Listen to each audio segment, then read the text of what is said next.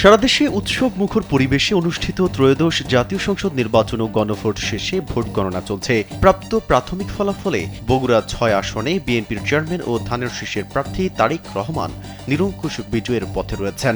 ৪১টি কেন্দ্রের ফলাফলে দেখা গেছে তারেক রহমান তার নিকটতম প্রতিদ্বন্দ্বী জামায়াতে ইসলামের প্রার্থী আবিদুর রহমান সোহেলের চেয়ে বিপুল ব্যবধানে এগিয়ে আছেন। প্রাপ্ত তথ্য অনুযায়ী এই ৪১টি কেন্দ্রে তারেক রহমান মোট ৫৬,৩৮১ ভোট পেয়েছেন, যেখানে আবিদুর রহমান দাঁড়িপাল্লা প্রতীকে পেয়েছেন ২৪,৫৩৮ ভোট।